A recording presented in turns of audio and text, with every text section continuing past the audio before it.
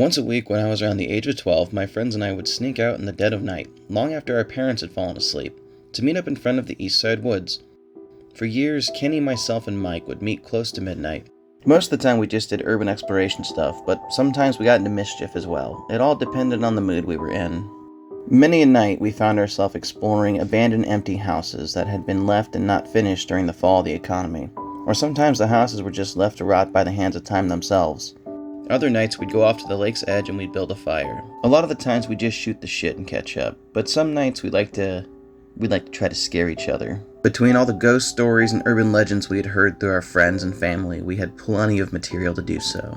If it wasn't rainy season, we would explore large storm drains that were empty, although Mike swore up and down once that he saw a clown down there, and we stopped doing that altogether. That was enough to spook all three of us. Some nights we would just end up resorting to playing manhunt, the older teen version of hide and seek, because calling it hide and seek made us seem childish. Then there were those nights I mentioned where we were feeling quite mischievous. We would play the occasional game of ding dong ditch, the kid stuff for that sort of age. Every night we went out, Mike liked to try to pull these little stunts where he would try to scare us. It had worked the first few times he had started this, but it had been months and almost a year now actually since he had started doing this. So as you can imagine, his stupid tricks got old and we even stopped playing along. Yet he always tried and hoped that he would scare us. Mike just lived for the thrill, I guess. One cool September night, we were looking for something to do. After squabbling for a bit, I recommended we go into the East Side Woods. Both my friends shot me cold and resentful stares. It's like I had spoken blasphemy or something. I know this town has legends and tall tales about the East Side Woods. Evil rests there. Those who venture into the woods do not return. Beware the East Side Woods giant. If you're walking down the street and you hear whistling coming from the East Side Woods, run. There's hundreds of different wives' tales that talk about how the woods are a dangerous place and to stay away from them. I now know I should have never recommended it, but I did it because I didn't believe in the stories my parents and friends had told me about that place. Stay out of the East Side Woods, Stephen. There's things in there that are dangerous. I took it as they meant panthers or large bears, maybe? That didn't stop us. We talked about the possibilities that there was nothing in the woods and was more than likely just private property we were not supposed to be trespassing on. Or maybe the woods were a nature preserve and they wanted to protect some kind of endangered plant or animal. Either way, the spirit of curiosity enchanted us and off we went into the dark mouth of the ever-growing bush. After nearly 30 minutes of exploring the woodland area, Mike asked us, "Did you guys hear that?" I did hear a crunch, but I chalked it up to him setting up the stage or building ambience for another one of his stupid pranks. I glanced over in Mike's direction, and like I thought, he was gone. Kenny looked over at me and rolled his eyes, as an ear-splitting scream came from the nearby area. Like I had guessed, Mike was trying to pull our legs again. We sat and waited for Mike to come out running and laughing to himself.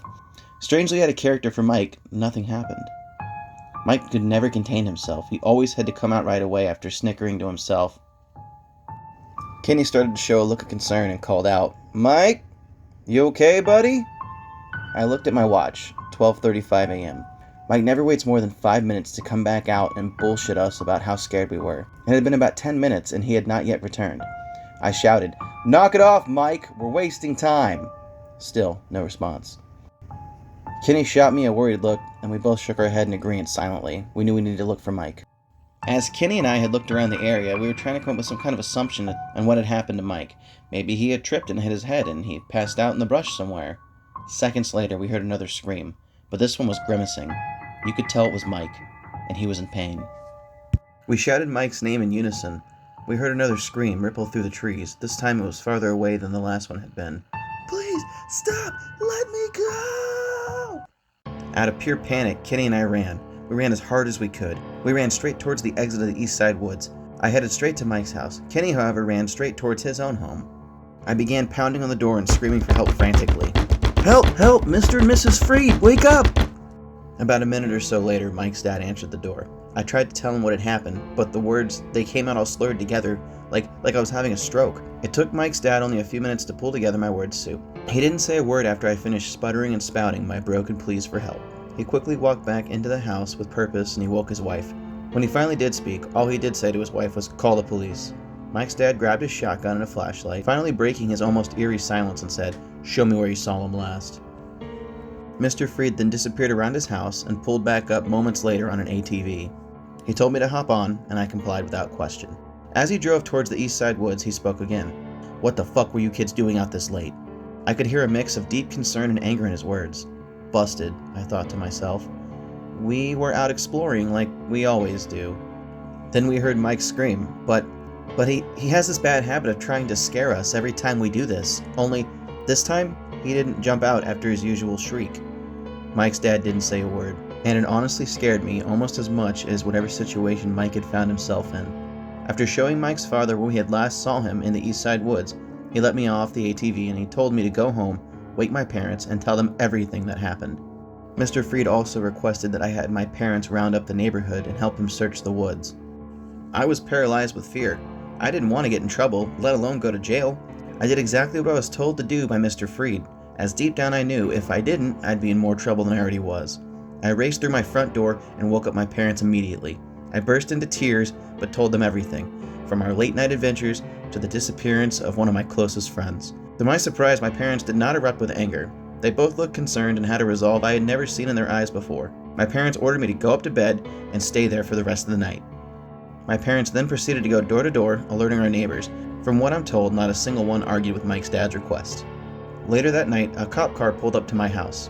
My parents woke me up and had me speak with the police officer who questioned me and my parents about the tragic evening. I never told anyone that night that Kenny was with us. He made it home and was able to avoid all this backlash and chaos that came with it. After questioning my family, the cops sent all available units to the East Side Woods. Mike's father spent all night out there, as did the police. After hours of searching, they finally called it off.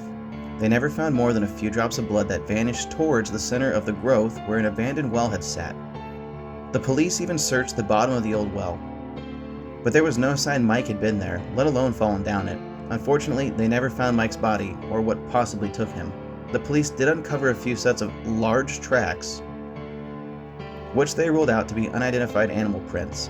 The only thing that had turned up were a few shredded remains of Mike's blood-stained hoodie he was wearing that night, and a few spots of blood near the stone well in the middle of the East Side Woods. They had the forensics team run the blood, but had no way to tell if it was Mike's or not, and it didn't belong to anybody in the system, which ruled out if an already convicted felon in our town may have been involved. Mike's father spent the next week searching the woods, desperately trying to find a clue or something that would shed some light on Mike's whereabouts, but he never did find anything. The local authorities chalked it up to Mike running away. The media, however, claimed Mike fell down the old stone well and drowned. In lieu of the recent tragedies, the East Side Woods had been deemed unsafe and made forbidden to anyone without authorized access. Months after Mike's disappearance, the town had a large stone frame wall with a tall iron gate constructed, as well as a 9-foot fence placed around the perimeter of the forestry, sealed with a massive padlock the size of my fist. Along the street side of the woods, they placed a multitude of streetlights that ran the entirety of the vast fence that sealed the only way into the dark brush. Years passed as vines crept up the bars of the iron gates and wrapped their bodies around the stony entrance to the forbidden brush. Time went on and everybody seemed to forget about little Michael Freed and the tragedy that occurred within the East Side Woods. No one talks about the fact that Mike disappeared without a single trace. What's even weirder was my parents didn't even ground me that night. I got a stern talking to and told if I were ever to venture out again like that without their permission, then I would only wish I could swap places with Mike that night. It was enough to scare me straight. It had been roughly 4 years since that night when the three of us had ventured into the East Side Woods. I had drifted away from Kenny over the years. We ended up running with different crowds and almost never talked. Once in a while we would text each other, but that was about the extent of our now strained friendship. It was late, close to midnight tonight, when I had awoken from a sound sleep. A jolt of ice-cold sweat came running down my brow. The faint sound of something scratching at my window pulled me from my slumber. I sat up with blurry vision, trying to gain focus as I rubbed my eyes to see what was causing the sound. When I finally did come to and gain my bearings, I could see the moonlight pouring through my window, bouncing off the floor and illuminating my room in a soft, eerie glow. I chalked up the noise to nothing more than the house settling in, and I laid back down. As I closed my eyes, the noise started again. It was almost rhythmic, like something that was being created. Whatever was causing it was not something as simple as a branch blowing in the wind. Something in my gut just didn't sit right with me. I leapt up to find out the source of the racket. There, standing in the frame of my window, was Mike. I mean, it looked just like Mike. The night that he had vanished. The clothes were the same. The most off-putting thing was he looked like he hadn't aged a day since he had vanished. Not to mention, there was the empty, white, glowing eyes he had in place of his original ones. The tiny figure resembling Mike opened its mouth and started to breathe closely on the glass, which caused it to fog up. Clouds crept over the moon again, and when the fog cleared from my window panel, it was empty once again. Now I was officially freaked out. I turned my back for a moment to grab my cell phone off the charger of the nightstand when a voice called out to me. Hello, Steven? I froze as the air grew cold and a musty smell started to overtake my bedroom. I turned around slowly and cautiously. Mike was sitting in my computer chair, and there was this tall, dark figure looming behind him. They both had these cold, glowing white eyes. They simultaneously flashed a toothy grin. If I didn't know any better, I would say Mike was some kind of puppet or a medium this thing was speaking through. They started to speak. Their voices overlapped in one menacing dual-toned whisper. It's been a long time, Steven. I began to stutter as my hair stood on end. I had a serious case of goosebumps. Yeah, it has. I replied in a frightened tone. He continued on. Why haven't you come to play with me? You disappeared. We spent days looking for you. Mike cut me off with a sharp, displeased tone. But you never did find me, did you? No, but that's not my fault either. Mike and the creature raised their voices. Well, whose fault was it? I bit my lip. I blurted out the first thing that came to my mind. Kenny didn't even tell anyone. He ran home and pretended it never even happened. Oh. Right after that, the twisted voices both fell silent at once. Their smiles began to fade. They just sat there and locked eyes with me, staring into my very soul. Quiet, awkward, painful seconds dragged by like minutes on the hour. A small drip of blood ran down Mike's face from his nose. I couldn't take it anymore. I had to blink. During that 1 second I closed my eyes and reopened them, Mike and the creature had vanished. This was bewildering. I had never seen anything like it. That thing had to be at least 7.5 to 8 feet tall. It was pale and had an unnaturally gray shade of skin. It was extremely skinny, like it was malnourished. You could see its ribs poking through its droll, thin, tightly stretched skin. The most distinct feature were its glowing white eyes and its razor-sharp teeth, not to mention its offsetting, unnatural voice. I couldn't be sure due to poor lighting in the room at the time, but it almost seemed like there were strings attached to its fingertips that gave off a particular shine in the moonlight when they moved just right. The strings dropped from its left hand and were seemingly attached to Mike, like it was using him as a puppet or a plaything. A few minutes had went by, and I left my over-analytical state and snapped back to reality. Quickly I grabbed my phone and I went to dial Kenny. If this wasn't a dream, I had to warn him. I may have just sent Mike and his monster on a warpath and Kenny was the new target. I dialed Kenny and I placed the phone up to my ear. It rang. I had a bad feeling, and after the 6th ring the phone had picked up. A groggy voice answered. Hello? What I heard next is the last known time Kenny can be accounted for to this day. I could hear Mike's demonic voice in the background, followed by a frightened Kenny. Steve, what's going on? Mike is here, but he's still a little kid. He said you sent him. He... A thud can be heard in the background, followed by the voice of Mike and his demonic captor. Kenny, come to the phone right now. Then you could hear the slam of the phone being smashed. Holy shit, I murmured to myself as I jumped out of bed. Moving as fast as humanly possible, I ran to my front door and I put on my shoes. I had to get down to the East Side Woods and fast. I knew that's where they, or it, would be taking Kenny. I ran the entire way there full speed, ignoring the stitch in my side. Just as I approached the rusty, overgrown gates of the woods, I could see the streetlight nearest me start to flicker. The closer I got, the more I could seem to make out in detail. The gates were still sealed completely shut, hidden by the overgrowth and tangled vines. I stopped maybe 9 feet from the gate, as another streetlight went and faded to black. My body let a case of the shivers loose, and I knew at once I was in its presence again. 2 small glowing orbs approached the gate from back behind the veil of darkness that was covering the shadowy brush. And I knew in an instant that those were the same eyes that had just been staring me down not that long ago in my bedroom. The glowing eyes were followed by a second pair that were taller than the first set. They were about my height, now that I think about it. Then finally, the very tall pair approached last. I knew in my gut then and there what that third pair of eyes meant. Mike and Kenny walked up to the gate and pressed their faces against the iron bars, slowly forcing their way through the overgrowth. Then, completely in unison, they spoke out to me in that harsh, threatening whisper. Come and play with us. Come and play with us.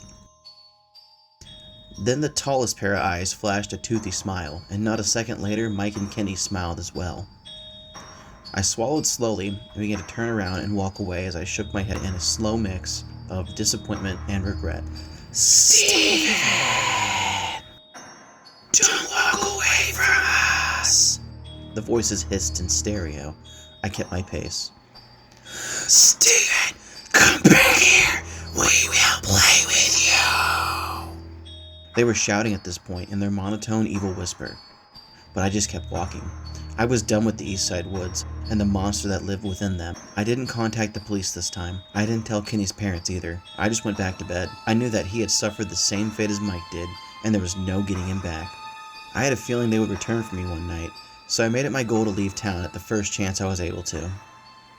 The moment I turned 18, I took off for college in another state, clear across country. I asked everyone for money every birthday, Christmas, and any other gift-bearing holiday you could imagine. I told them my dream was to study at a prestige university, and I wasn't sure if scholarships would be enough. I had started to forget about the Eastside Woods, the monster, Kenny, and even Mike, until one night I was at a campus party that my dorm mate had invited me to. We had just finished midterms, and it was a good way to blow off some steam. I got a phone call from a number with my town's old area code on it. Not thinking, I answered it under the presumption it was a robocall telling me my car's extended warranty has expired. Truth be told, I had a few alcoholic beverages and I wasn't in my usual state of mind.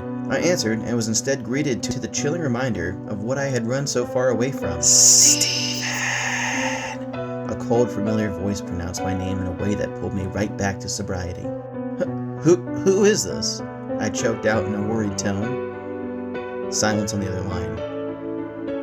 How did you get this number? I asked, panicked, as it all started flooding back to me. Steven, come play with us.